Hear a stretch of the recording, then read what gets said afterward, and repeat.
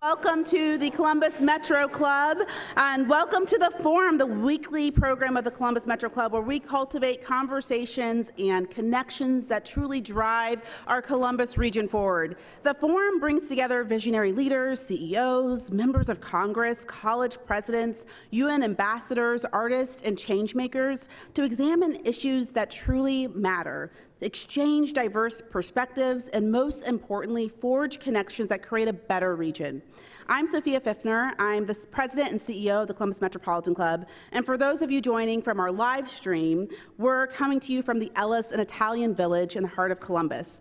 Thank you so much to today's forum sponsors, Communities and Schools of Ohio, and the Girl Scouts of Ohio's Heartland. Let's all give them a round of applause. Thank you so much for your support.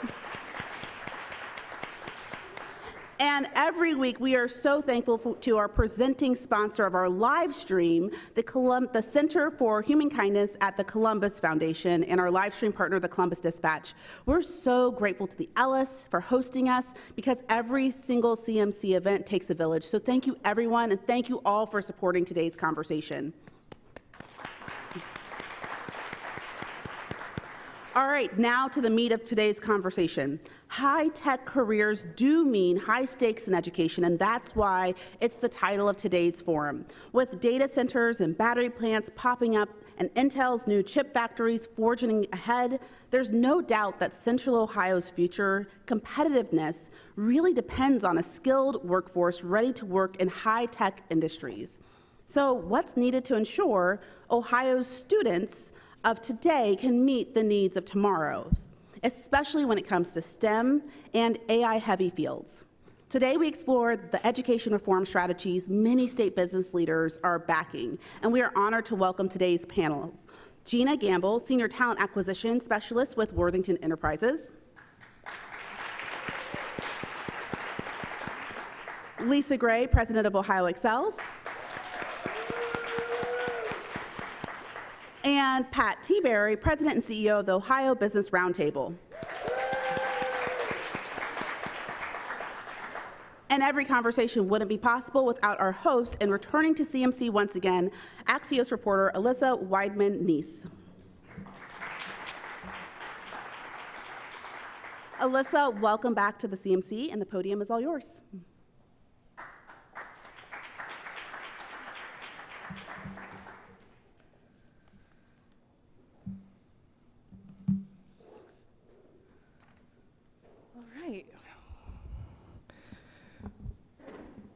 Well, to set the stage, I think I'm going to ask a question that we use to frame every Axios story, which is, why does this matter?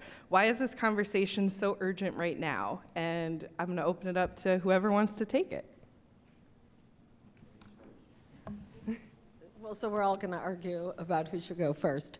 I think the reason that it matters is that we have a growing economy in Central Ohio. We're really blessed with many of the companies coming here that we heard about earlier. We've got to make sure that everybody in the Columbus region shares in the prosperity of this region. And right now, we have too many students, too many families that are not able to share in that prosperity. And when we think about what it takes to get these jobs and keep these jobs and, you know, all of the other jobs and careers that are in the area, we've got to make sure that kids have the knowledge and skills to succeed. And sadly, I don't think we're doing that well enough right now. And so I think we have a moral and an economic imperative to really bend that curve.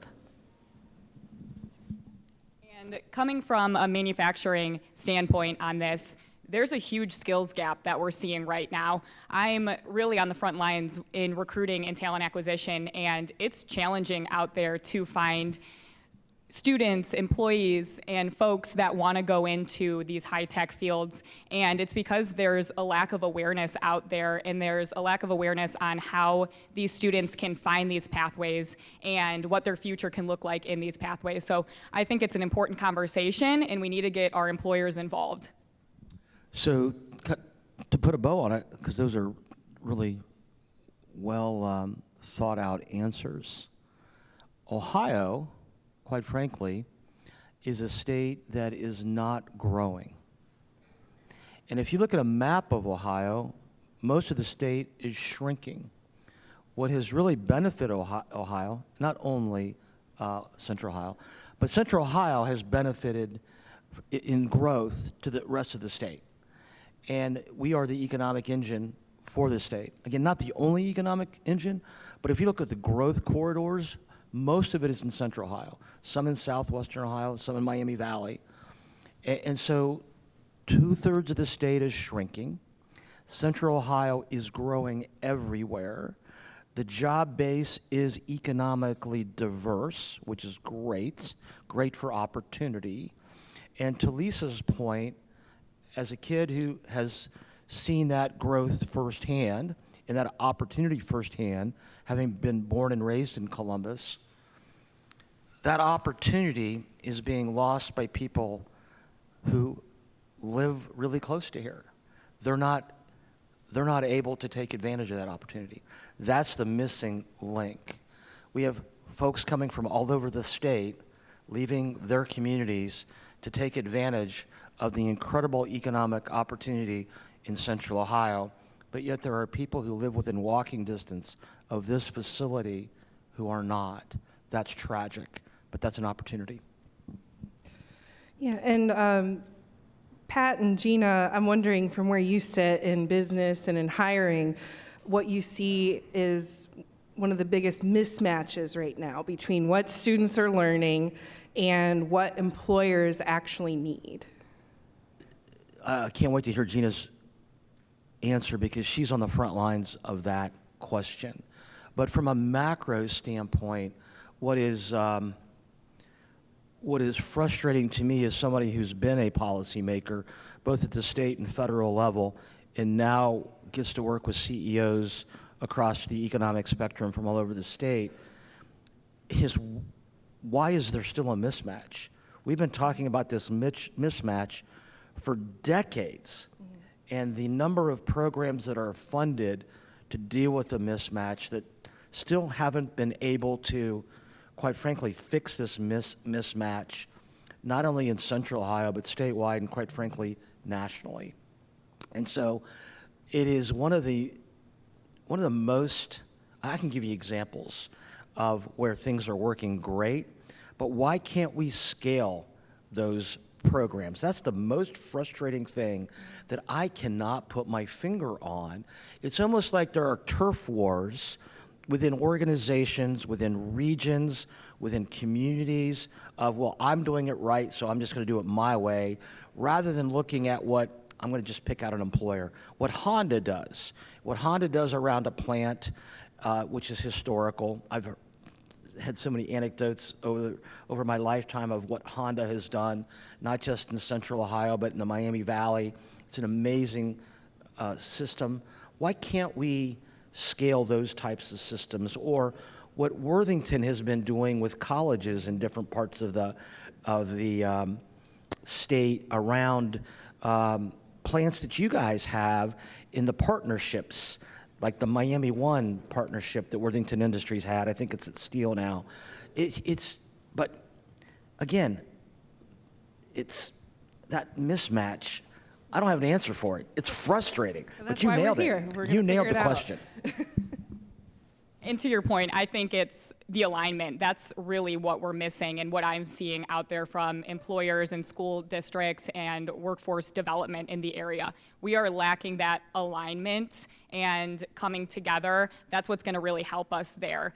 Advisory boards and work-based learning and ISPs out there are going to help bridge that gap. We need to start coming together as employers and as education systems to better outline what careers are out there and what opportunities that these students have.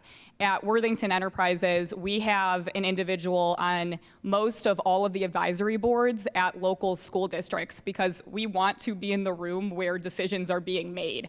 We want to know what projects they're going to be working on, what the curriculum looks like, and also what equipment they're even going to be purchasing. So we have a better understanding of what these students are learning out there and how it's going to align. So we need to make sure that these employers are in the conversations with school districts so we're prepping our students for their future careers.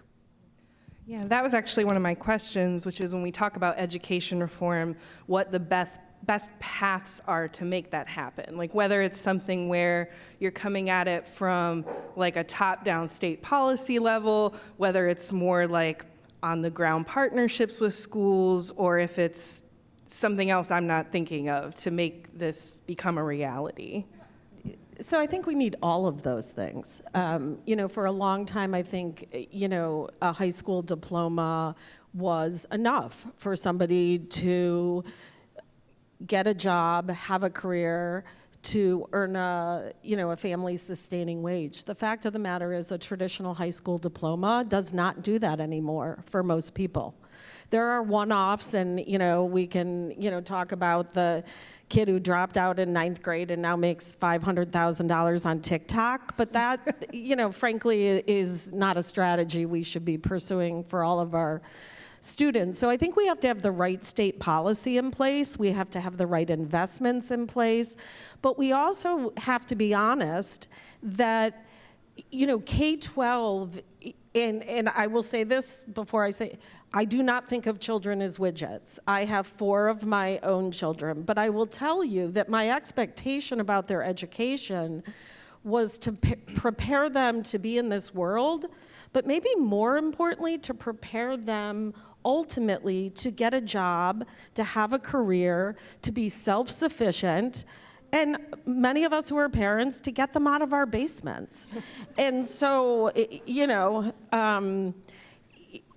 we need to be doing things at the local level. Teachers need to better understand what the world of work looks like and how it's changing and the knowledge and skills that kids need to have.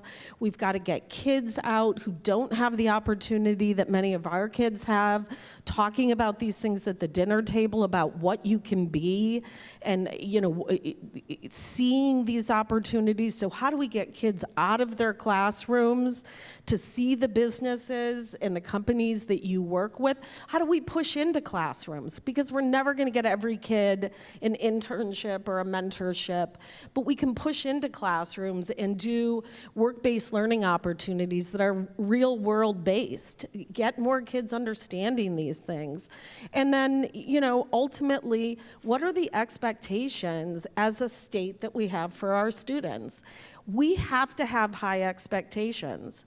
We know what it takes to get a job and keep a job. And shame on us if we don't have those expectations for every child in the state that we have for our own kids. And when you look at the data, and I'm going to give a plug for the reality check document that is on your tables, the data shows that we're not getting this done for all of the kids that need it. The numbers don't lie. And so all of the things that you're talking about matter, and they have to be happening. Just doing one of those things is not going to solve the problem, and it's not going to get to the scale issue that Pat was talking about. And I'm also wondering, has there been any pushback to this idea, or is it just a matter of funding for the ideas? What are some of the challenges that you face in making this happen too?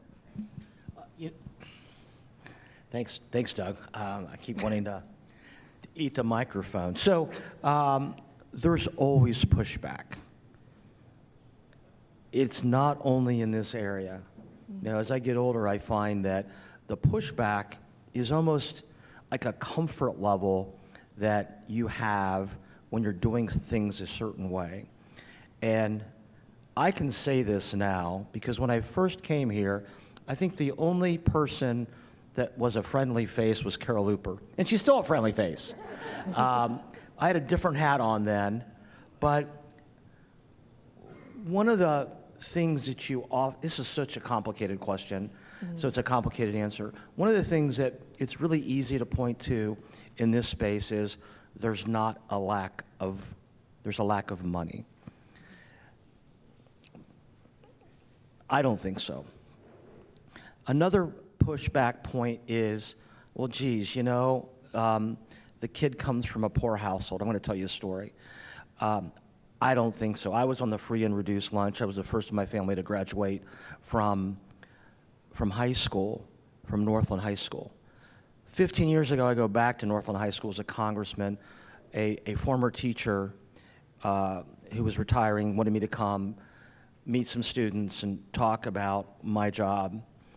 One of the things that my former teacher said to me, great guy, liberal Democrat, so I'll just put that out there, is Pat. Can still be a great guy. Yes, no, I just want to make that point.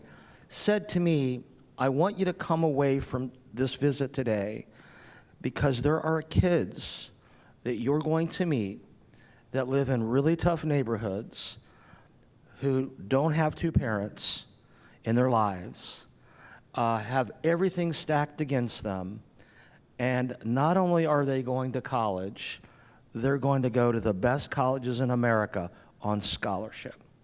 I met a kid who was going to Harvard. I met a kid who was going to Columbia on the free and reduced lunch program, and it reminded me, because sometimes you get in these jobs and you're like, well, it's all about where you live. And it is about where you live, by the way. I'm not saying it's not, but sometimes we have, I'm going to borrow this phrase, soft bigotry of low expectations, meaning, oh, you come from this background, so you can't succeed. And then we, as policymakers, then say to those kids, well, we're going to give you a break because of where you come from because you can't succeed. And that is doing that kid a disservice. And policymakers, Republicans and Democrats, continue to repeat that process.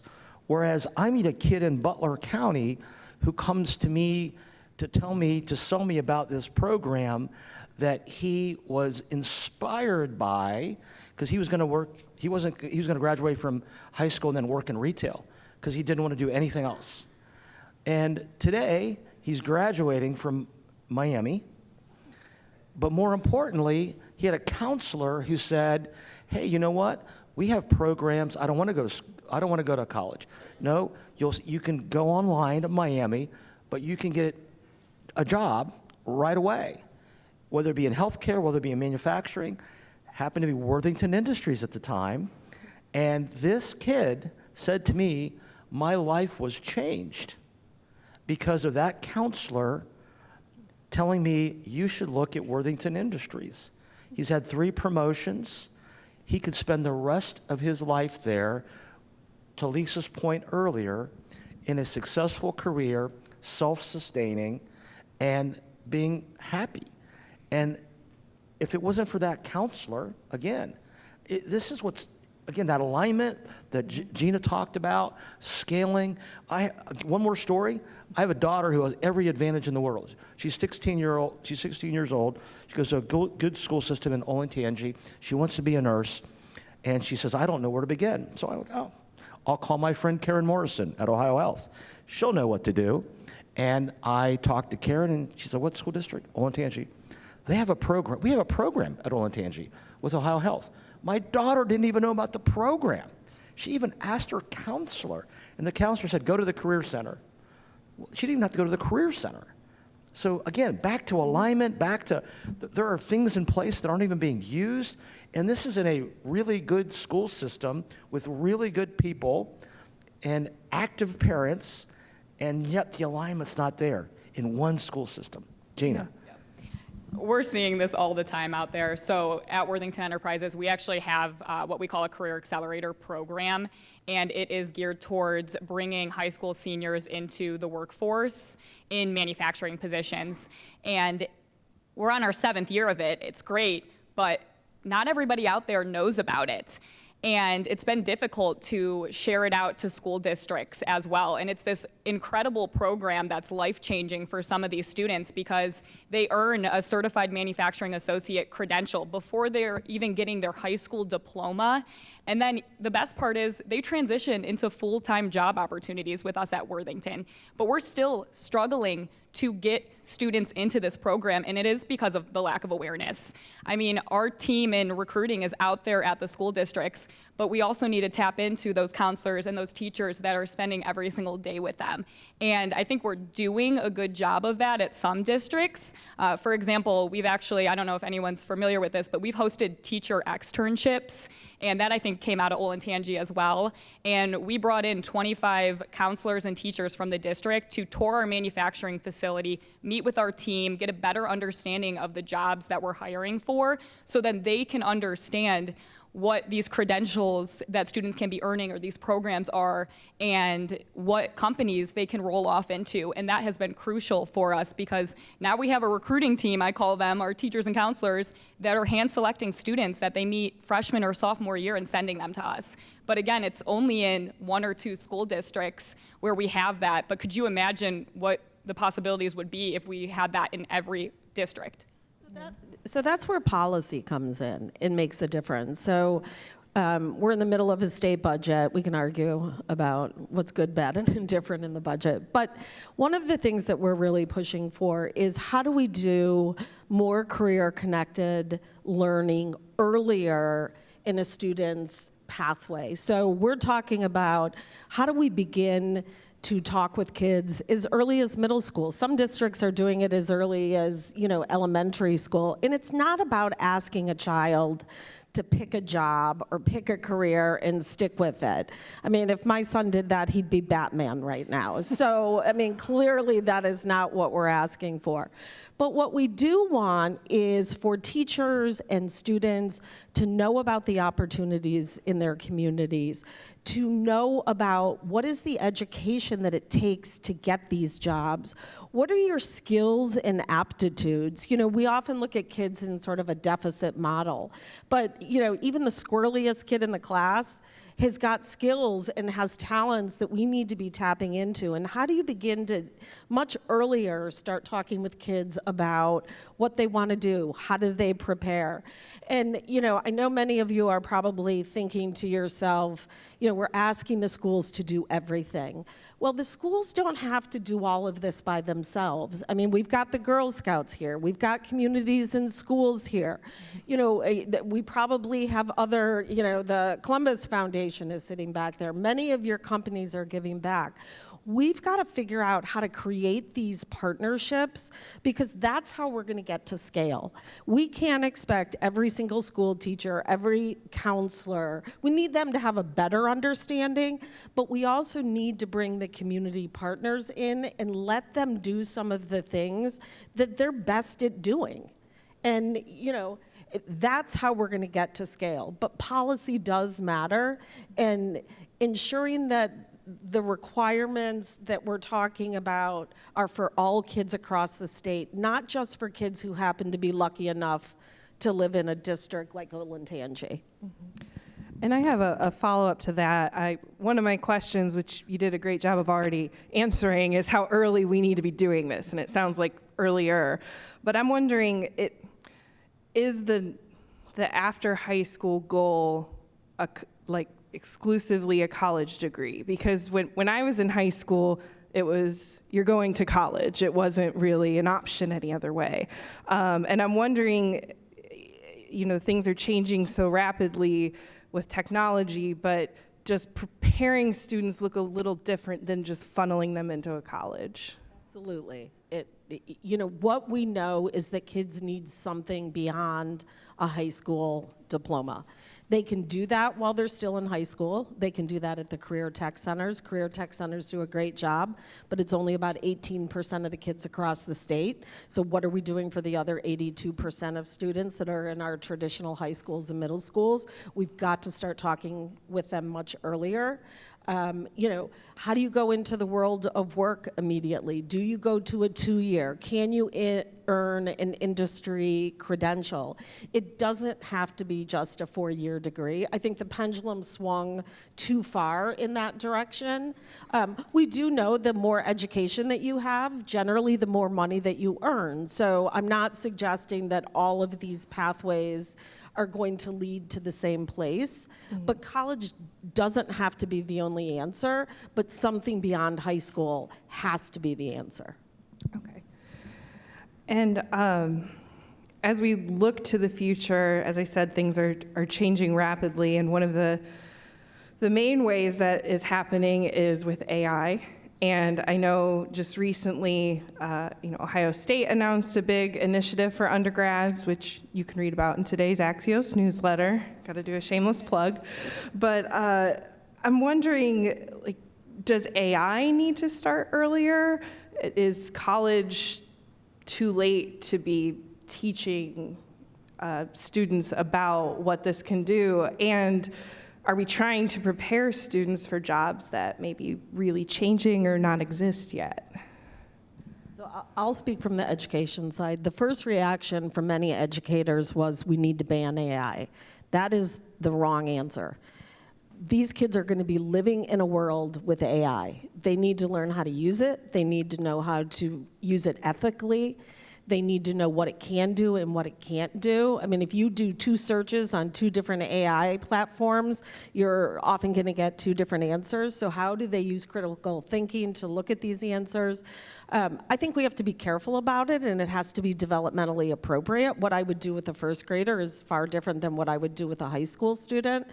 But we heard from industry, absolutely we have to start doing more of this. And these two can talk more about how that's significantly changing the world of work.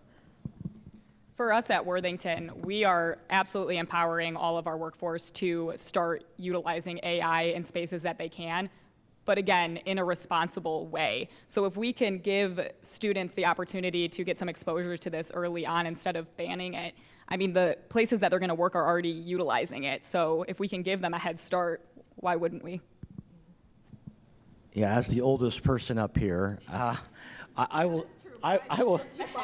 Just a few months. I will say that history is fraught with people who ignore advancement in technology. And as a journalism major, watching what happened to journalism, and Axios is a perfect example, as a group of founders who took advantage, quite frankly, of where the market was going. And when I say market, not in a really good way, because you have,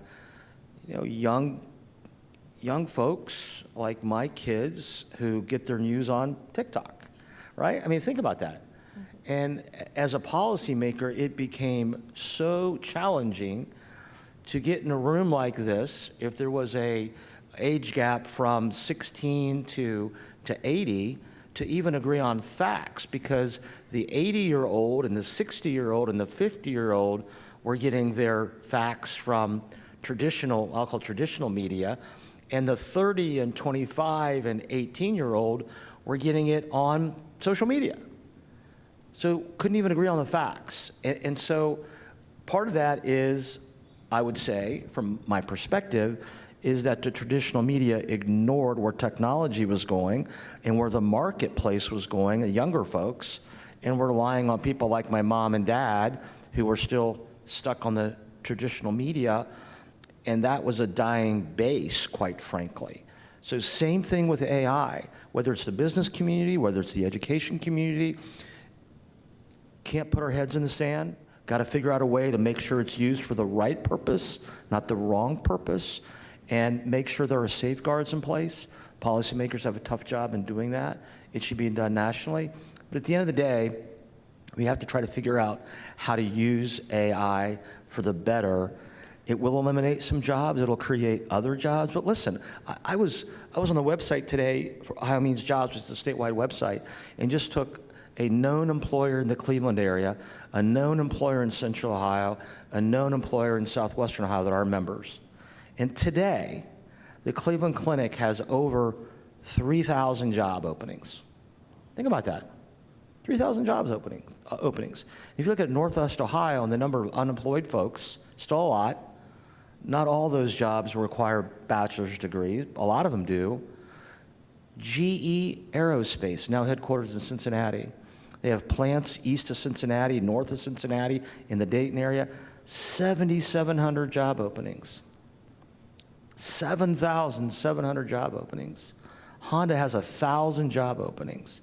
Despite, and Geena knows this, despite, like Worthington Enterprise, the incredible work they do in local schools, they still have 1,000 job openings. It's, again, the alignment is crazy. And so even with AI, you're still going to have plenty of jobs that aren't being filled. And you know what? In Ohio, if companies like Honda and, well, Worthington Enterprises is in this boat, Worthington Steel is in this boat, GE Aerospace is in this boat, they have other plants outside of Ohio. And if you can't fill a job here, you're going to have to look at filling it elsewhere. And we're not a state that can afford those job postings leave. Because you know what? When I was a kid, growing up, Worthington Industries, gold-plated job. You want to work at Worthington Industries because they have the golden rule at Worthington Enterprise and Worthington Steel. Great employer. Well, I'm going to try and shift to a couple policy questions before we wrap things up.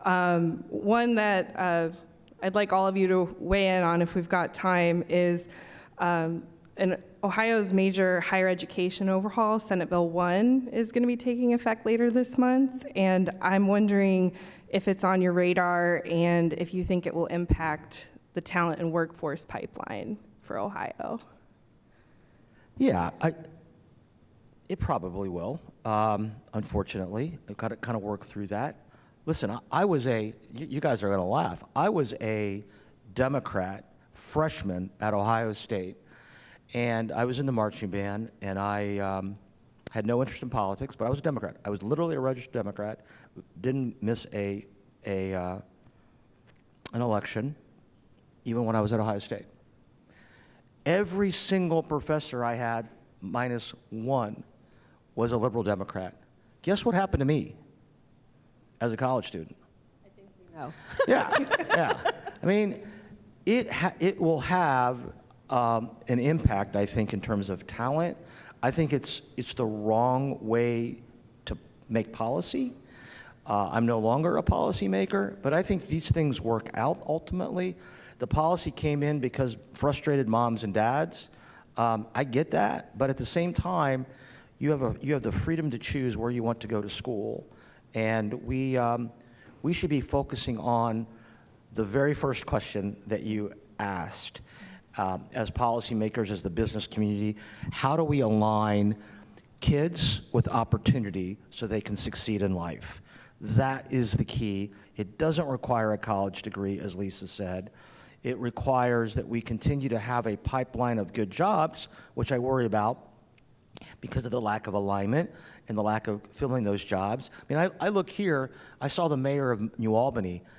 He should be up here talking because what New Albany has done in creating an environment to attract a slew of amazing employers who not only pay well but treat their employees well and treat the city well is a recipe that if I were a mayor of a city, I'd go sit down with Mayor Spalding and say, what can we do that you're doing because you've got some secret sauce here and the announcements keep coming. Those announcements will stop coming if we can't figure out how to keep a pipeline of workers to those facilities like Amgen just announced another 500 jobs. That's what we should be focusing on as policymakers. Mm-hmm. Yeah. Did either of you want to weigh in? No. That's fair. No, I will say that, you know, I sent all four of my kids to college. What I wanted my kids to experience in college was different perspectives, different ideas. learning to become critical thinkers and problem solvers. I don't think any of us send our kids to college or school to be indoctrinated to the left or to the right. And so, there are a lot of cultural things that are happening in our state and in our world right now, and I think we have to be really careful about what we're doing in that space. Education is to educate, and we need to make sure that we can still do that in a safe way, that people can pursue the things that they want to pursue. So I think that's all I'll say about it. Okay. I won't give it a thumbs up or thumbs down. No worries. And Geena, did you want to say anything? Yeah, I think at Worthington, we're focusing on what we can control regardless of outcomes and policy, and that's on our talent strategy. So making sure that we're still going out there doing our best to recruit and develop the top talent regardless of what we can't control. Okay. Well, thank you. It's CMC's longstanding tradition to take some audience questions, so we'll be moving to questions from our live stream and in-person audiences in just a few minutes.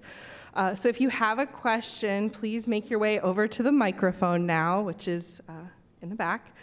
And if you're joining us on YouTube, please type your questions into the chat box. Before we take the audience questions, I just have one more question for you all, and it's a little less controversial, I guess, which is what's one thing quickly that gives you hope about the future for Ohio's students? The kids themselves. I think we have a very negative and defeatist attitude about our kids, and I think that they're absolutely amazing, and we need to nurture and tap into their talents. I absolutely agree with that. Going out into the school districts and meeting students K through 12, they have so much drive and so many ideas, and I'm excited to get them into the workforce. They're going to bring, some new ideas with them, and it's exciting. I'll agree with that, but I'll also say employers like Worthington Enterprise, right? Geena and Geena's boss and the CEO of Worthington Enterprise, I was telling Sonia, we had a conversation with a group of CEOs, including the Worthington Enterprise CEO last week around the Memorial Tournament, and it was about economic development and workforce. And he and the others there were all committed to, we need to go find them. We need to help them. And that is awesome, because there's no newspaper article about the commitment that these folks are making to our region and our state. There's no TV story. They're just doing it because it's the right thing to do. Just to piggyback on that, I think, for a long time, the business community would stand on the sidelines and sort of criticize the product that's coming out of the school districts. I think we have seen a significant shift over the last few years where the business community and employers are saying, we need to be a part of this solution, and there's a role for us to play in this, and many, many more of our companies are stepping up and doing that. We need more companies to do that, but we also need the education community to open their doors and allow the business community to come in and work with them. Well, thank you all for those wonderful responses. And now Doug Buchanan with CMC is going to be curating questions from the live stream audience.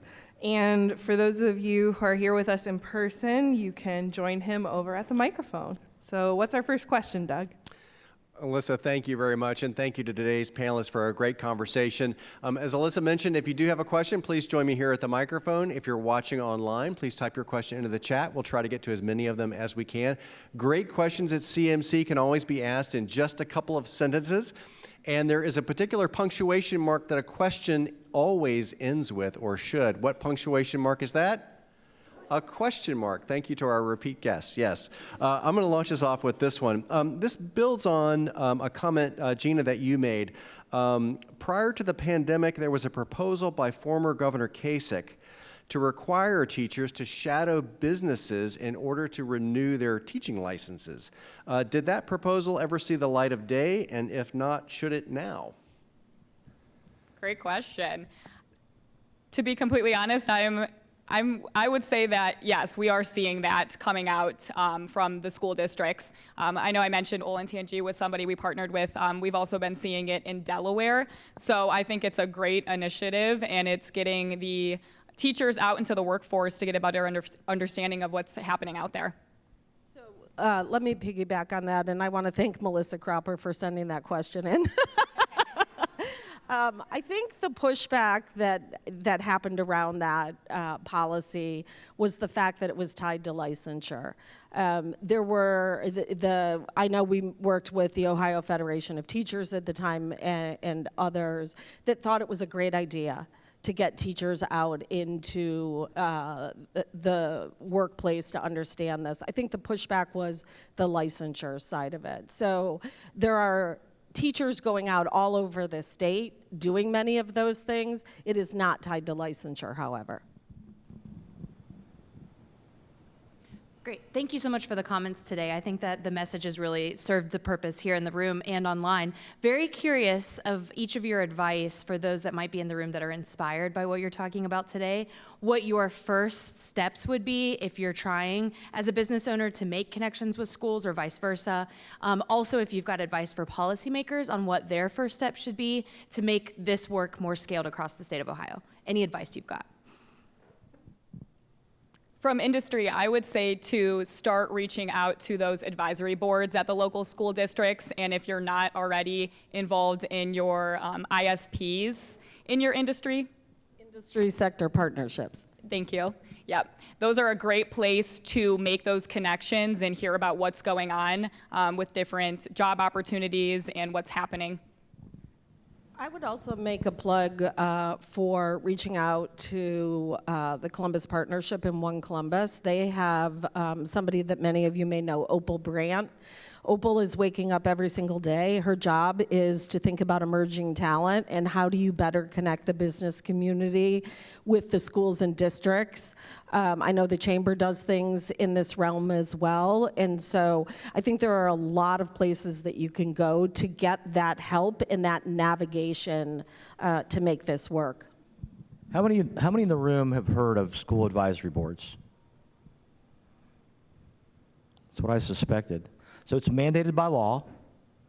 Every school district has to do it.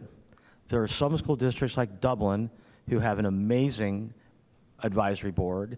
It's real. It's community representatives are on it. Business leaders within the community of Dublin are on it. The superintendent listens. The feedback's incredible. There are other school districts around the state and around our region. It's a check the box. They have one. They really don't meet. They really don't do anything. And it's unfortunate. So if you're in a school district and you want to engage, call the school office and find out about it and be part of it. Yeah, call your school district and ask about their business advisory council. That's what they're called. Thank you all. How could the crackdown on DEI programs make it harder for Ohio employers to recruit critical workers, especially from underserved communities? If employers are concerned, what action could they take? Boy, this is probably not going to be very politically correct. I know employers who were doing DEI before it was called DEI.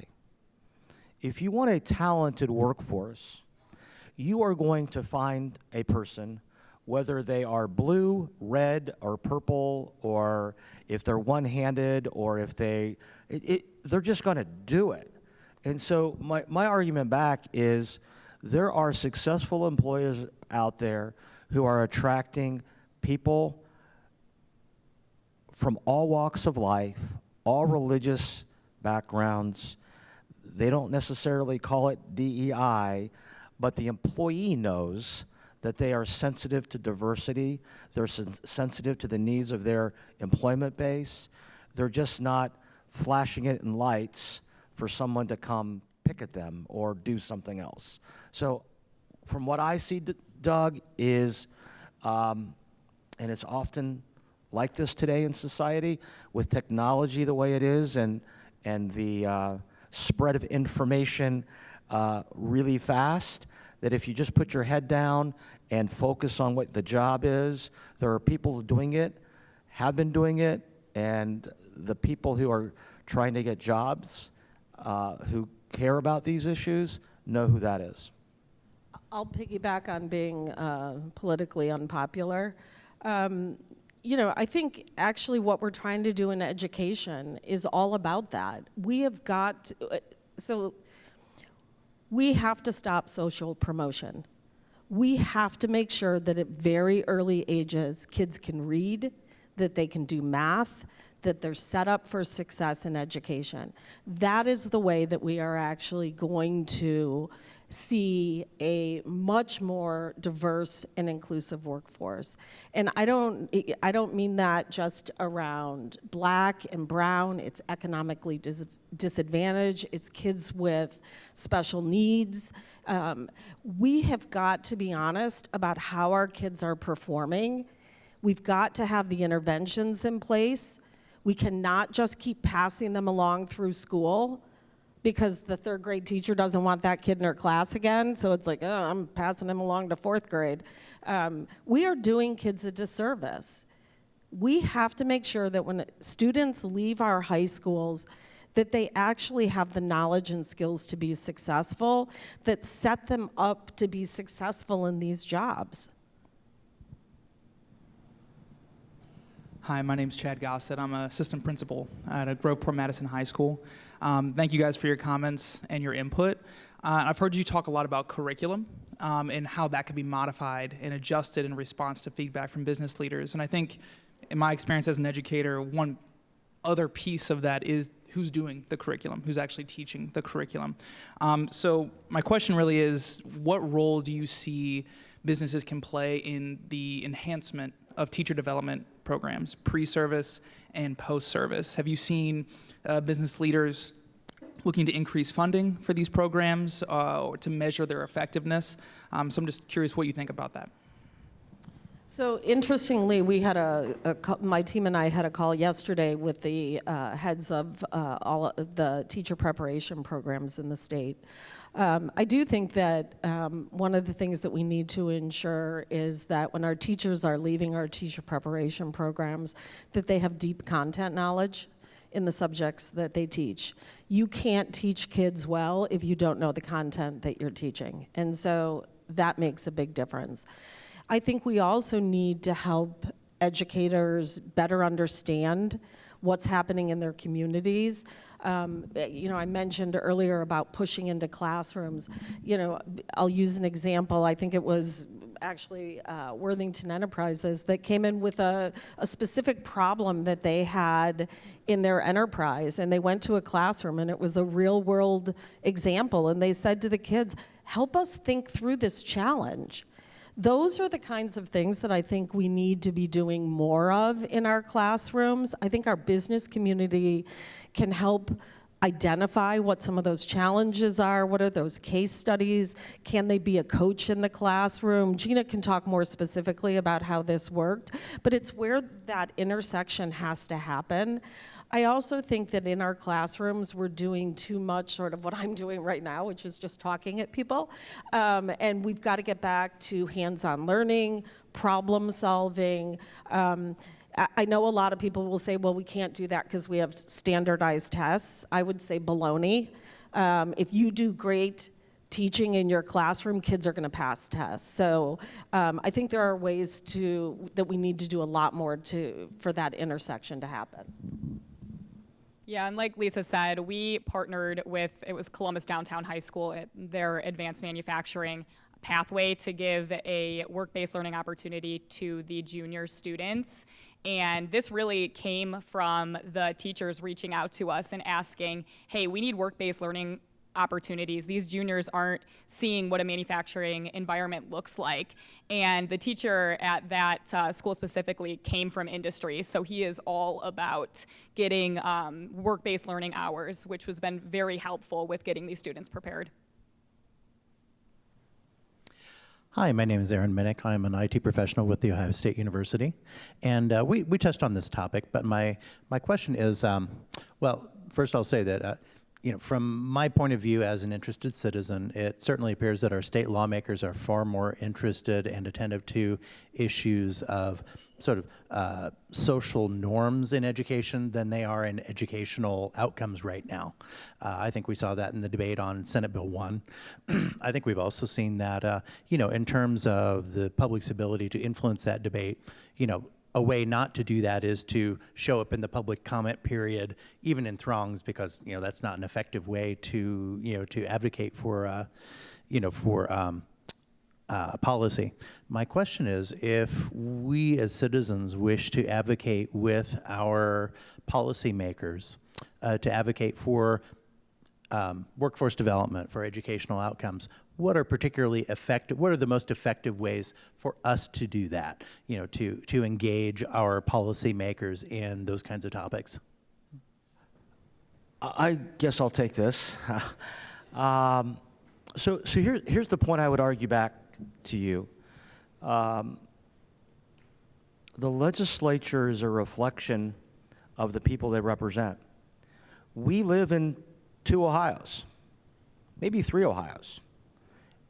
I have conversations with legislators in districts where the population is shrinking. They don't have job growth. They don't have the challenges that New Albany has. So as you can imagine, the New Albany challenge is they have a lot of growth. They have needs for housing. They have needs for parks. They have needs for a lot of different things. You talk to a legislator who has a county that has been shrinking for 3 decades. They've lost major employers. The kids see opportunity elsewhere, and so they leave after graduating from high school, or they stay and work at Joe's service station. That legislator has a very different view than a person representing a district in Franklin County. And as you look at the state, I started out with this, 3/4 of the counties in our state are literally shrinking. So you have a majority of legislators representing areas that don't have the challenges that you and I might see here in Central Ohio. And so it's hard to communicate with them if you're not in their district and you're not seeing or hearing what they're hearing. It is a huge challenge. It is the system that we have today. I think the way to do it, the way that I find most effective, is try to take a bigger picture rather than a personal situation that they don't see. Meaning, in Ohio, we want to keep all these children who grow up here in Ohio. How do we do that? Why are they leaving? Why do they go to Chicago? Why do they go to Atlanta? Why do they go to Austin? Why do they go to Boston? And what can we learn from them as to the reasons why they are leaving and not staying here? And what can we do as policymakers to encourage those kids that are born and raised here? And quite frankly, those who come to Ohio State or Denison or Franklin or Kenyon, mostly from outside of Ohio, how can we keep them here?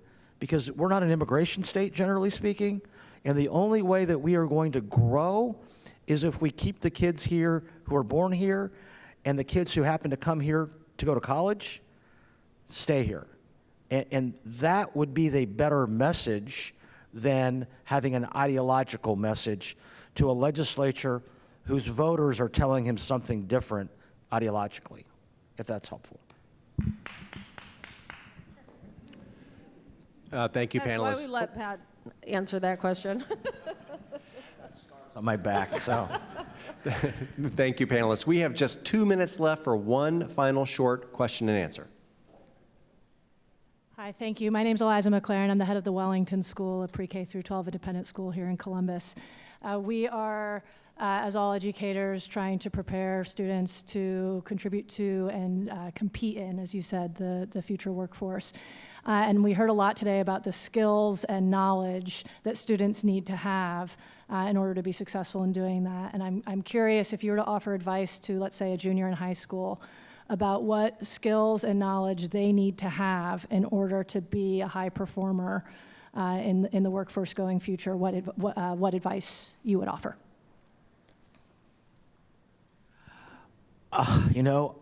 To Lisa's point earlier, you don't need a college degree.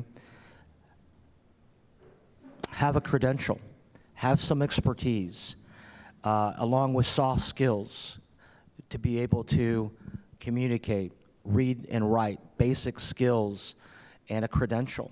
If that would be the thing that I could leave with kids. We're doing a study on the workforce board, and I know I'm filibustering, Doug, I'm sorry, with one local high school, Dublin, that has data. And Lisa has been leading the charge to get data from our education institutions so we know what kids are learning and what they're not learning and where they're going, because without that data, we don't know that, I'm going to give a number, you'll correct me the number, that the Dublin High School class of 2018, most of them went to college, like 99.9%. Half of them didn't finish. So, and that's Dublin. Where are those half? Are they working at Starbucks? Are they working for their parents' business? Are they still in the state? Living in my basement? Are they? There's one Dublin parent here. So the point is get a skill. Don't force a kid to go to college. College is good, but if you really aren't you're just going to, because it's the social norm in your high school to go to college, which you're never going to finish, that does you no good, right? So at the end of the day, have a skill, have a credential, have a focus, but have those soft skills that will translate across the spectrum. I agree with you, Pat, there on the soft skills. I'd also want to call out as well just those employability skills, things that are hard for us to teach. I know at Worthington, we tell folks we can teach them all the technical skills that they need to be successful, but we can't teach them how to show up for work and be on time. So I think looking at some of those as well. So I know we need to wrap up. One of the things that I would say is when we look at the chronic absenteeism numbers across the state, we have kids that are not showing up to school in droves. And it was bad during the pandemic, but it's not gotten much better. And when kids are not expected to be at school and when teachers are not showing up to school, it's not surprising that we're struggling to get workers showing up to work. All right, well, everyone, I wish we had more time, but I'm getting the wrap-up signal, so we're going to have to cut it off. So we're going to turn it back over to Sophia for the concluding remarks.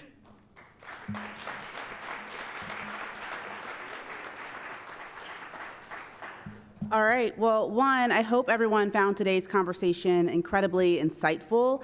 For those of you who are tuning in online, we'll make sure that we get this PDF posted on our website, the reality check document that was referenced in the conversation. I have a favor, actually, to ask of everyone in this room. A common theme that was mentioned throughout today's conversation was alignment. This is a really big, hairy topic. We just hit the tip of the iceberg on solutions and ideas around how do we connect jobs and workforce and education. So my favor is share this conversation with your neighbor. Help them understand what they can do as a parent, as a small business owner, as a nonprofit leader, as a nonprofit employee on solving this gap. Because if we care about Central Ohio, we have to care about growth.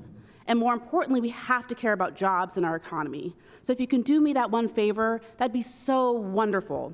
And in the meantime, I want to spend a little bit of time thanking our sponsors. This wouldn't be possible without them. So to communities and schools of Ohio and the Girl Scouts of Ohio's Heartland, thank you so much. Thank you to our live stream partner, the Center for Human Kindness at the Columbus Foundation and the Columbus Dispatch, and more importantly, thank you to the Ellis for hosting us for our very special appreciation to our panelists, Geena Gamble, Lisa Gray, Pat Tiberi, and our host, Alissa Widman Neese. Thank you so much for joining us today.